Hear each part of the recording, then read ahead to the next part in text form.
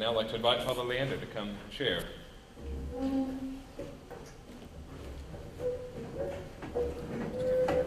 Yeah, I'll let you know.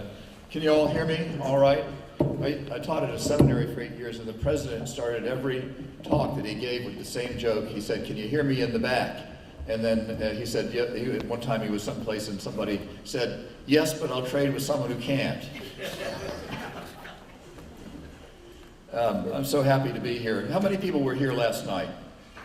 So most of you were here last night. Well, I'll just repeat two things I said last. One thing I said last night is what a privilege it is for me to be here and to share this time with you, and to see Father John.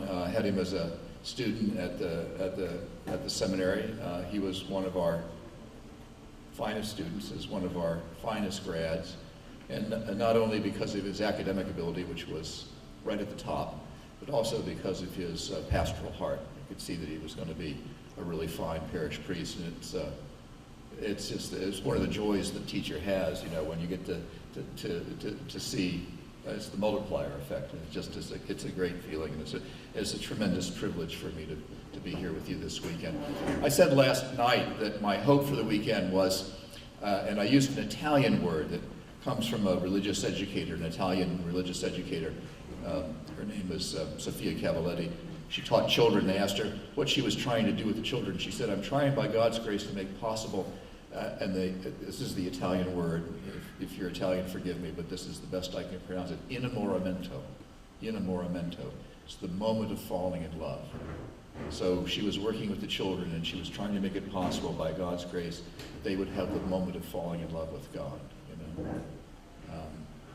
And not so much that you would tell me about God, but you would let me experience God myself and fall in love with God myself. And so that's my hope for us this weekend, is that we would fall in love with God, perhaps for the first time, or as if for the first time. And I'm hoping that for myself, that as I share with you this weekend, that my own heart will be kindled with this moment of falling in love. God is very beautiful, and every once in a while we see it with clear eyes, and our hearts are pierced with love.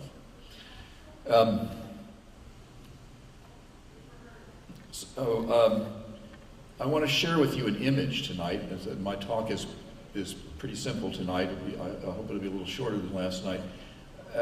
So I just want to share with you an image, and it's an image that is very, very important to me.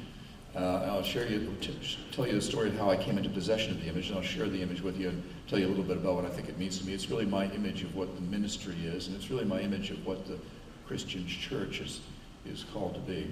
For 16 years, I was the rector of St. John's Church in Stamford, Connecticut. It's old pre-Revolutionary War parish, great big neo-Gothic barn, small congregation, small struggling congregation like many of our churches. A very international congregation. I said one time when I was there, we had people from every continent in the world except Antarctica. There was somebody in the choir who had just returned from a research trip in Antarctica, so we had them all the continents covered. And the first day that I was there, a man came to see me, a very distinguished black man, and he was Liberian. He was from Africa. He was from the nation of Liberia in Africa. And his name was Arthur Cassell. And Arthur was a very, very elegant, distinguished man, brilliant man. He had been Liberia's ambassador to the United Nations. There were a lot of people in Stamford, Connecticut that worked in the United Nations. It was kind of a place you could afford to live, and it was close to New York City. And he had been the ambassador from Liberia to the United Nations, been a diplomat all of his life. Had been decorated by other governments for his humanitarian work. He once led a truck convoy when the Biafran War was going on. He led a truck convoy into that war-torn area at great risk to his own life, and got relief supplies into those that desperately needed them. Some of you are old enough to remember that there was a coup in Liberia. There was the Sergeant Doe coup. Some of you can remember that. And this was a sergeant in the army, and he took over the country. And one of the things, it was a very brutal regime. It was kind of like, he was kind of the Idi Amin of Liberia, if that makes any sense to you. And one of the things that he did was he sent death squads to hunt down anybody that could mount a government in exile. And so Arthur had to live in hiding for 2 years. He was a wealthy man. He had plantations in Liberia. He had orange plantations and other property that had come down from his family over the generation. His father had been the dean of the cathedral of the Episcopal Church in Liberia. He came to see me, but he was completely impoverished by this. And when he came to see me, he was selling newspaper subscriptions for the Stamford Advocate. No bitterness, not a trace of bitterness in this man, profound Christian man. Came to see me the first day I was in the parish. Came to see me, he said, my father was the dean of the cathedral in Liberia. He says, I know how hard it is to be a parish priest. And he said, I just wanted you to know there's at least one person in this parish that's praying for you every day. He was a wonderful man. And he was a great encouragement to me and a great witness in the parish. And I was there for a good long while, and about halfway through my tenure there, about 7, 8 years into it, Arthur got a cancer and became very ill. And I would go and see him. And he said to me, read me the letters of Paul to Timothy. Now, the letters of Paul to Timothy are letters by Paul at the end of his life, and he knows it's the end of his life, and he's writing to a young man who's just taking up the ministry. It took me a while to figure out that Arthur was having me read that not for his benefit, but for my benefit. But I tell you, reading that, those letters were on fire to me.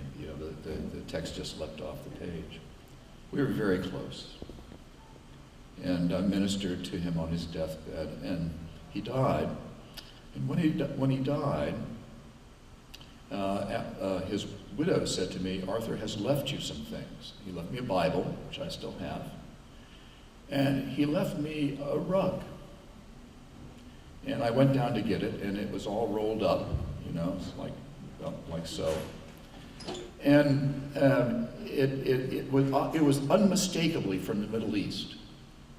And I knew that he had been all over the world. I know that he, had diplomatic assignments in the Middle East. So I figured it was a Muslim prayer rug, And I thought, well, that's kind of interesting. It'd be kind of cool to have some of that. The rugs from that part of the world, of course, are very, very beautiful. And I took it home, and I unrolled it, and this is the image that was on it. So we get Father to put this image up. I was surprised when I saw what was on this rug. So this was Arthur bought this in the bazaar in Tehran when Ayatollah Khomeini was in charge. And I showed it to the folks at St. John's Church in Stamford, Connecticut, and they were a little bit stunned. It's not entirely in accord with the oppressive sense of good taste that governs the Episcopal Church in most. And it reminds me a little bit of when I was a little boy and I would go to the fair and there were these pictures of these little girls or Elvis Presley with these big eyes, and they would kind of follow you around. It kind of strikes me like that. It's really become very, very important to me. I showed it to my wife. I asked her what she thought about it. She grew up in a Methodist church. She said, I said, what do you think of this? She said, what did you say? I said two things. I said Arthur understood how important the heart of Christ is. Right. And it was shockingly anatomical. Yes, shockingly anatomical. So this is a picture of the Sacred Heart of Jesus. If you grew up in the Roman Catholic Church, I grew up in the Roman Catholic Church. If you grew up in the Roman Catholic Church, it's not an unfamiliar image. It's not an unfamiliar image. It's a little bit shocking and stunning to a lot of Protestants and to some Episcopalians. There's really kind of a bit of a shocking image. It's actually in an awful lot of Episcopal churches. there actually was this image in the mosaic on the floor in St. John's Church in Stamford, and this image is on the floor in a mosaic in the cathedral where I now serve. It doesn't have the flames, and it doesn't have the crown of thorns, and it doesn't have some of the other things that are in it, but the heart with flames radiating out from it is a standard image of one of the theological virtues. You know, there are 3 theological virtues: faith, hope, and love. Right? So faith is symbolized by the cross. Hope is symbolized by the anchor, because if in this life only we hope we are of all people to be most pitied, we have an anchor in eternity. And then love is the burning heart, right? It's the heart of Jesus that is on fire with love for his Father and love for his brothers and sisters. And you really will see it if you start looking for it. Now, St. Paul says, faith, hope, and love. These are the great virtues of the Christian life. Faith, hope, and love.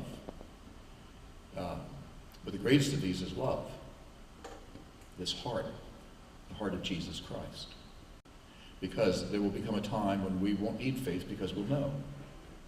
There'll come a time when we won't have to hope because the promise will have run. God will have made good on the promise. We won't have to hope in it anymore. God will have made good on it, right? But love persists. Love is eternal. Love grows and grows and grows. So let me just point out a few things about this image. So first, the heart. When God made us, when he made you and he made me, he only had one heart in mind. The heart of his only begotten Son, Jesus Christ. A heart that is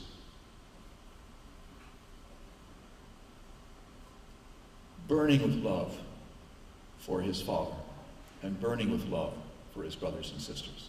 A heart that goes up to God the Father perfectly in praise, adoration and worship, and goes out to his brothers and sisters in love and service.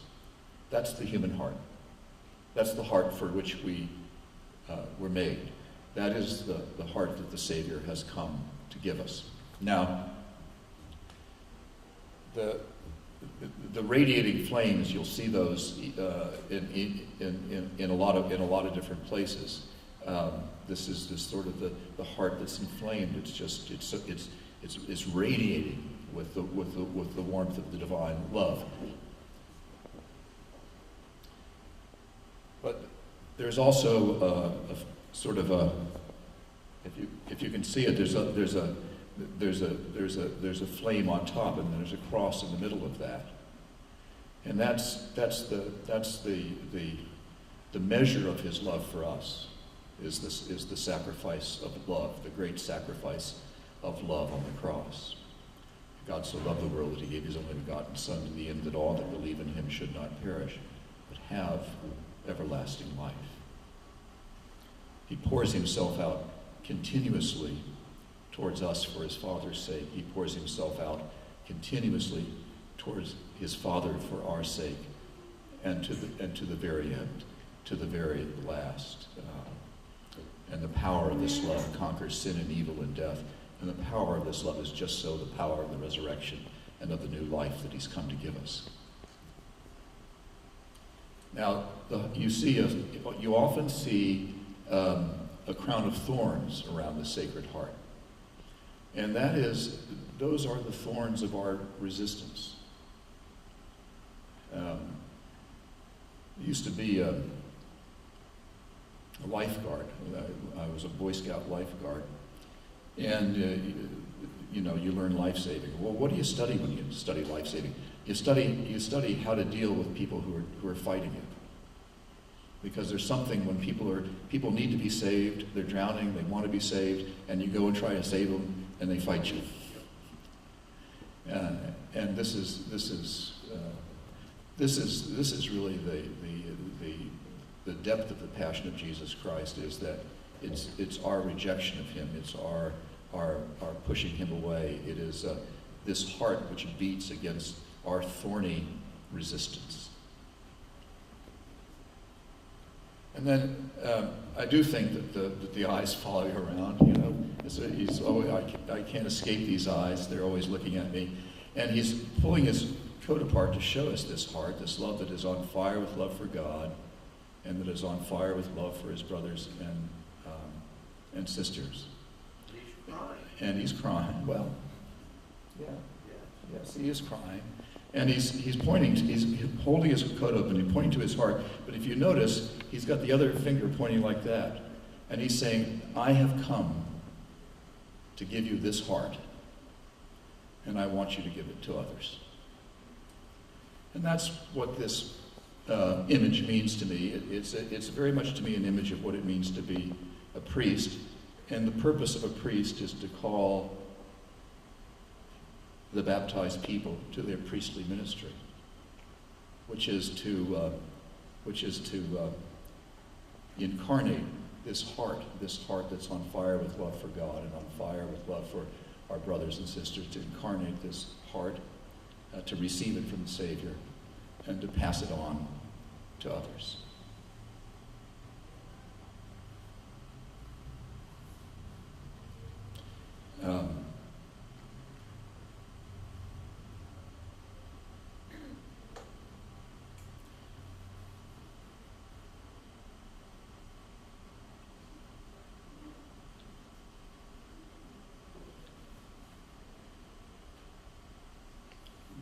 You know, I really want this heart. I want it for myself, and I want it for you all. What do we have to do to receive this? You know, I think we have to surrender. I don't really think in a way we have to do something by doing nothing. I think we have to not keep him at arm's length. I think we have to surrender. What helps me to do that is to realize the depth of his love for us. When I was a young man, college age, I had been very religious as a child. I had made a 50-mile pilgrimage on foot when I was a child. But I had wandered away from the church like a lot of teenagers do. And had a lot of questions and couldn't find anybody to answer my questions. And when I was coming back to faith, I was very taken with this saying of Jesus. You know, he says, "Love your enemies. Love your enemies. You know, do good to them that hurt you." That's what he says. And how many times should I forgive? 77 times. No, 77 times 70. This, even when I wasn't quite sure who he was, this really captured my imagination. Love your enemies. Where do you hear this? Love your enemies. You know, it's a rare thing, right, to hear that now. Love your enemies. And I was meditating on that one day, and it came to me that I was God's enemy. I wasn't living a particularly wicked life in any way, just a kind of an averagely wicked life, you know. Just a kind of a normal college-aged life, you know. You know the old joke about can you remember the 60s? If you say yes, you're lying. You know. But I wasn't, you know, I wasn't remarkably bad. But it came to me, yet I was God's enemy, because I was living without him. I had turned my back on him. And the cross is the price of God's love for his enemy. He perseveres in love, and he continues to move towards us, even though we push him away. For me, when that came to me, the gratitude that welled up in me made it possible for me to receive the Sacred Heart. And so I pray for each one of you that this heart would grow in each and every one of us. And let me suggest, when you come to communion tomorrow and you put out your hands for the bread, you take the cup to yourself, that you say, Lord, I want to have this heart with this sacred sacrament. Nourish that heart, nourish that life, the heart and life of your very Son in me. Amen.